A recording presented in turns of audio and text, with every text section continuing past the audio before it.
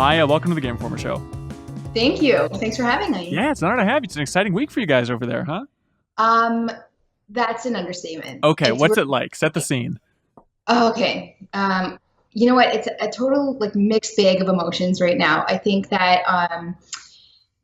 we're at total opposite ends of the spectrum simultaneously. So we're super pumped. We're very excited. It's a surreal moment for sure. It's our first game, so every step that we take is a brand new grounds that we're breaking for ourselves. So everything's brand new to us. But at the opposite end of that spectrum is, it would be disingenuous if I didn't tell you that we're a little bit nervous. We don't know what to expect. We keep, in close ties and communication with our friends in the industry. And one of the common questions lately has been what does launch day feel like? How does that moment feel? When you went live, it's, 9:01 a.m. Eastern time. How does that feel? So there's been a vast array of feedback on how that feels. So that's where the nerves come in. We don't know what to expect. But I think to kind of summarize it, we're just really proud right now of what we're about to deliver, what Cuphead has become and what it is. I think that kind of sums it all up, though. Yeah, there's a lot of excitement out there for this very unique game. But talking to other industry people, I'm curious, what's the most common piece of feedback? What are they trying to brace you for, even emotionally, for having worked on this game for 7 years at this point? Oh, wow. No. So, you know what? We embarked on this in late 2013, okay. Actually early 2014, in terms of, okay, we're actually going to do this. I think where there's a bit of a gray area is because the brothers, so the two creators of Cuphead, they're brothers. Mm-hmm. They are 15 months apart. They grew up playing video games. So I think when people extend that timeline, it's really because they've always had this childhood dream of making video games. So that, as 2010, 2011, 2012 rolled around, it became more and more to top of mind of okay, we should maybe try this. But in 2013 was when we first put pencil to paper. Gotcha. Put out our first YouTube trailer in 2014. So it's been a long ride for sure. It's in our blood at this point. It's kind of all we know. Long hours, long days. It's a weird, strange time right now. Do you want to describe your specific role in the project then? Oh, yeah. Sorry, I probably should have said that. So I'm an artist and a producer on Cuphead. Oh, awesome. And I'm actually the only inking artist as well. We're a very small team.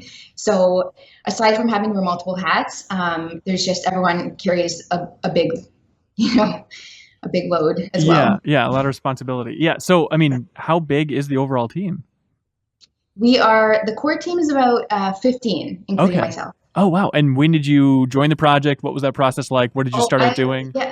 Yeah. So I've been with the team since the beginning. I would say actually a week after we decided, okay, let's do this. So it's been nice to see things kind of expand and the scope expand and the team expand and things like that. So,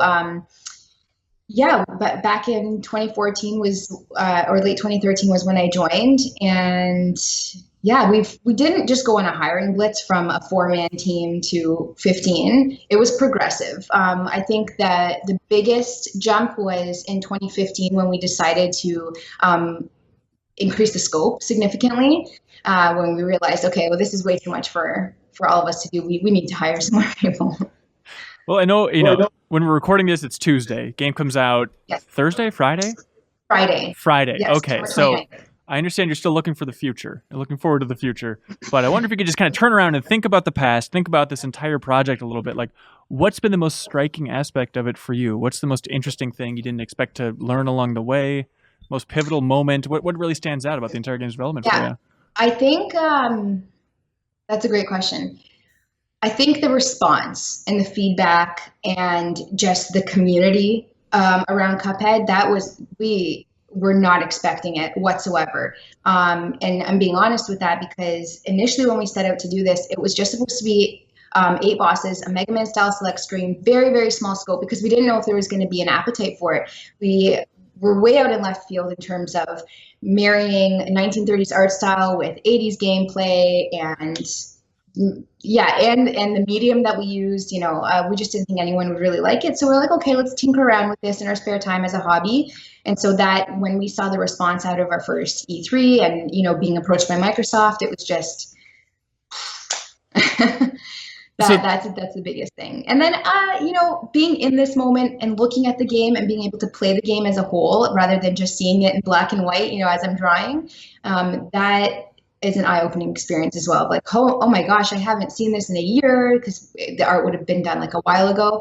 And then being able to get your hands on it is definitely a wide-eyed moment. That's exciting. But I imagine it also has those moments of just being, you have to be numb to the game at this point, right? You know what? I'm personally not. Okay. Oh, good. Yeah, because I'm not. I've play tested it, but I've not been, playing it day in and day out. And I think that the reason why I'm also not numb to it from like an art lens is because I'm just passionate about it. Like I've been doing art my entire life. It's a hobby. It's something that like you're grabbing for time to do. So to be able to do that as a full-time job just kind of felt like you're just playing or you're having fun. You're doing a hobby day in and day out. Yeah. I mean, with a fraction of you're approaching that 12, 13 hours in the day and your wrist is just kind of like, oh my God, okay, I need to go to bed. So you kind of hinted at it, but I mean, the positive reaction in E3 2014 when you unveiled the game, it was definitely, in the Game Informer booth where we're watching the live stream, it was that moment of, wait, pause that video. What the f*** is that game? Why did they gloss by that? That's the most amazing looking thing I've ever seen. But talking about like the hype and just the attention that it got after that point, so you decided to expand beyond just boss stages because of the feedback alone? Yeah. To be perfectly honest, it was. So it was always in our minds. Initially, we set out with this eight bosses, boss rush kind of mode, because we didn't know if there was going to be an appetite for it. But the Cuphead that people are going to be playing this week is true to our dream vision. So it's exactly what we wanted to make. We just didn't know if there'd be, I keep beating a dead horse here of just saying, like, we just didn't know if people would like it. So we just kind of took a small step. So the risk reward wasn't as big of a delta. And it was after that feedback and seeing, live feeds like Game Informer sitting on the couch, we're like, oh my God, like, outlets that we looked up to our entire adult lives, mentioning your game was just kind of a weird moment. So how did the team accommodate then? Did you get, was the budget increasing as well? Did you get an influx of cash from some source, or how did you guys accommodate this bigger scope then? Yeah, so a number of different ways. Our families really love us. Okay. We got creative. We got very creative in terms of, being able to fund that big of a team for a couple more years and just the scope of what this project is. But we had faith in it all along. I have zero regrets. I don't think it's a secret now. I think I've seen it a couple of different places. We remortgaged our homes, kind of just went all in. We were passionate about this. We're confident about it. We're very proud. No regrets. But yeah, you have to get creative when you want to do something at this scale. I know the game's not out yet again, but do you think you have lessons that you guys have learned overall that could maybe help other studios get attention? Like from my own vantage point, it just seems like make a game that even in 1 second of gameplay looks so different from anything else people have seen. I mean, do you think that's an applicable lesson to other studios, or is it just you guys with this one singular vision? Ooh, that's a great question. So when we set out on this, I'll tell you from our lens and what we did and why we chose it. So when we set out on this, it was never to please a wide audience at all. It was never like what's really going to stand out or what is going to garner the most attention or anything like that. It was just, we love this art style. We love this gameplay. Let's marry them and see if there's a product there. And so we did that. But I think to answer kind of the other half of your question in terms of other people kind of venturing out into this space, is to remain true to your passion and what you love, and don't just do it for like a wide audience or what's going to please the most people. You're never going to please everyone. So do something that you love, do it well, and remain true to your vision. Have some tunnel vision and some blockers on a lot of the time, and don't trip over comments. Don't worry about what everyone else is thinking. And if it's going to take off, it'll take off. And then from your perspective, I wish there was a better formula to it where I was like, well, technically we looked at statistics where da-da-da. No, there was none of that. Tweens love the 30s. They can't get enough of that shit. I mean, what about from your specific process? Do you have any regrets about the way you guys tackled the just amount of art you had to create for this game?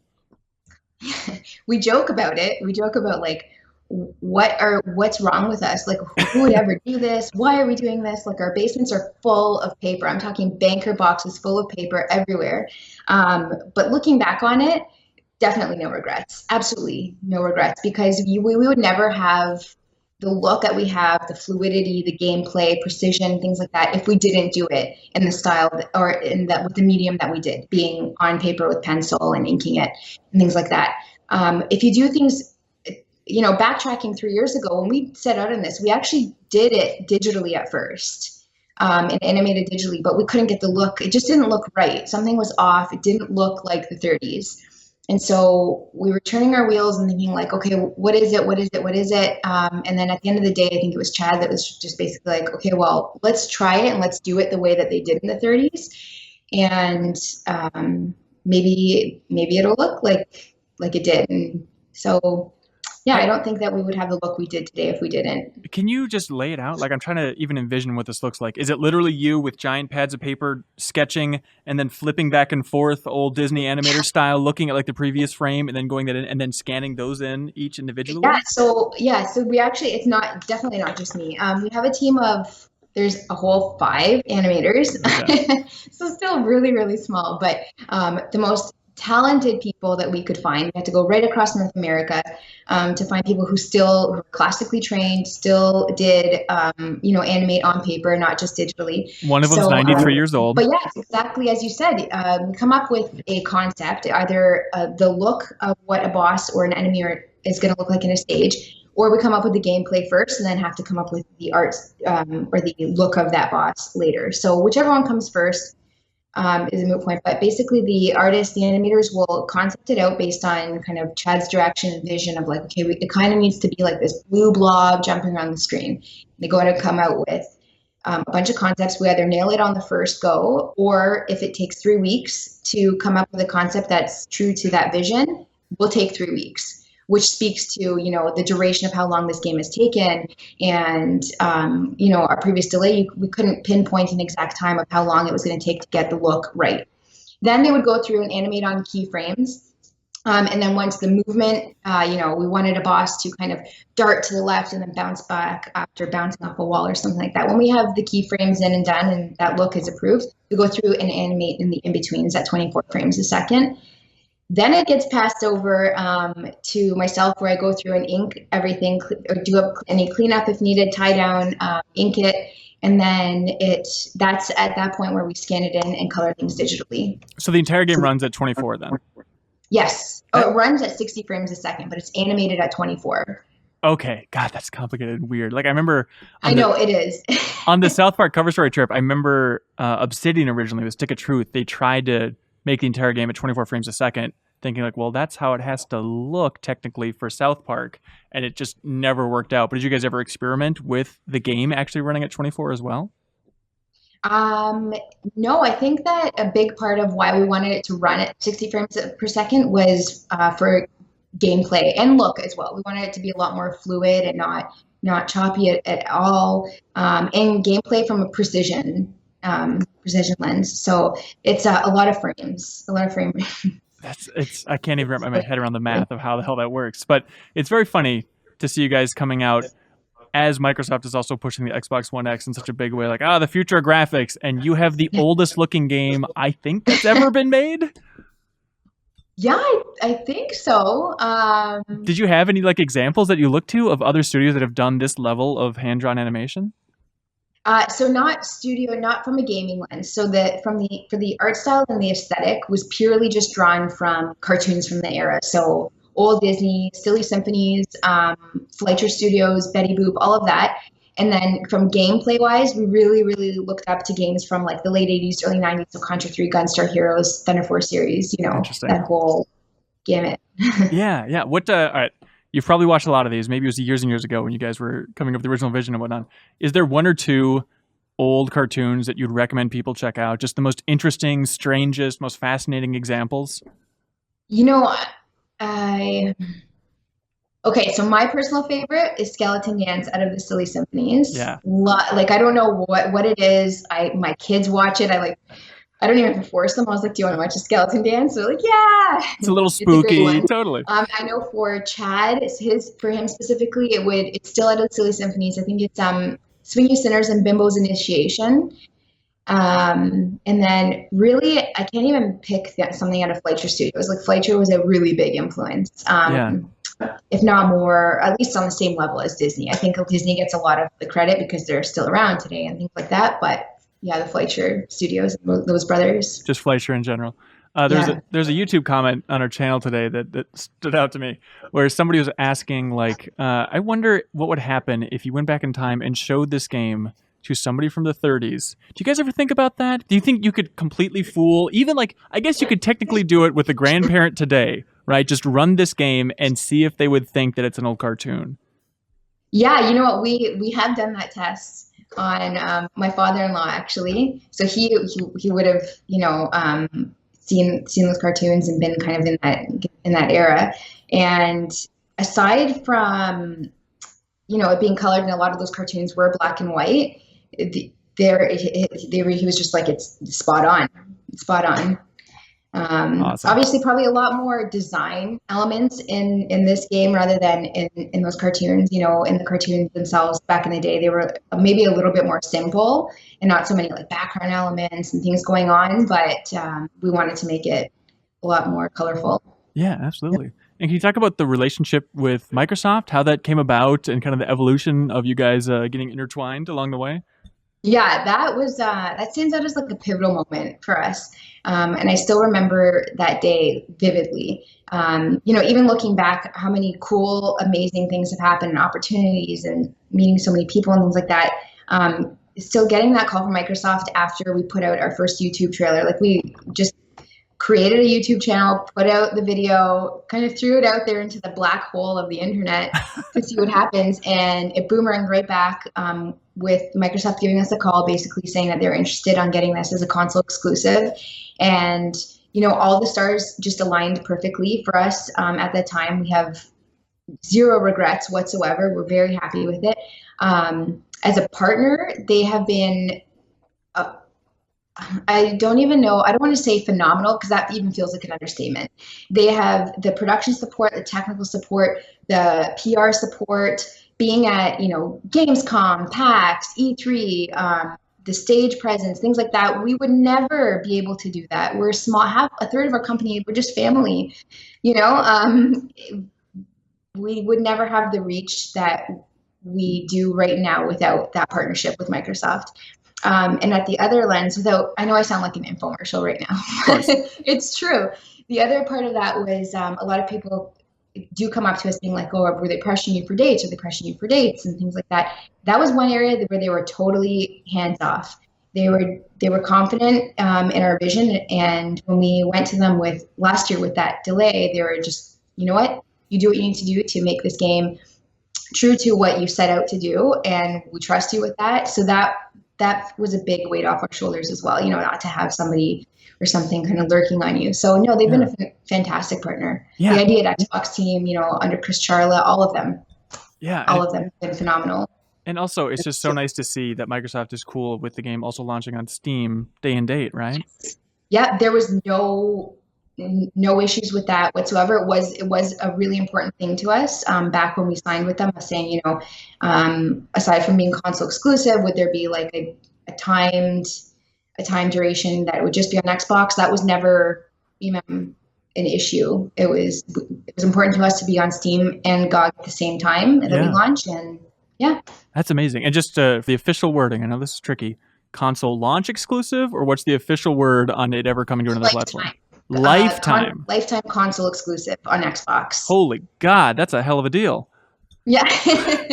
All right. It is. But you know what? Like I said, no regrets. For the moment in time that we're in right now, being our first game, the amount of support that we received, no regrets. Awesome. What does the future of the studio look like? You guys pot committed to this art style now that you're experts? Sorry, what does our studio look like? What does the future of the studio look like? The future. I was like, you don't want to see our studio right now. It's a beautiful white wall if you're not watching the YouTube version. So it looks, so for now, we've just been kind of tunnel visioned, zeroed in on September 29th, and that's it. But that being said, it's hopefully bright. We have, the wheels are always turning no matter what when you love what you do. So there'll be more for sure. But for now, like literally the entire team, all hands on deck, has just been Cuphead September 29th. That's awesome. You guys we'll deal with that later. You guys aren't like ideas later. Yeah. But you aren't burned out on the art style. There's not this feeling within the studio of like, we have got to do something completely different after this. Oh, you know what? Maybe not. All right. I gotta keep you coming back for more. I understand. Okay, gotcha. Perfect. Well, hey. No, in terms of how we animate, I think that we've been really happy with how things look using pencil and paper, but we are not tied to that era. Yeah. I'll give you that. That's what I'm going to leave you with. Love it. That sounds great. Well, hey, Maya, best of luck with the launch. That's coming up soon. I think a lot of fans are really looking forward to it. Thank you so much. Thank you so much for watching this excerpt from the Game Informer Show podcast. You can subscribe to the audio version and listen to new episodes airing every Thursday. We cover big games on the horizon, games that we've just reviewed. We have long-form developer interviews, a lot of fun stuff. So check it out every Thursday.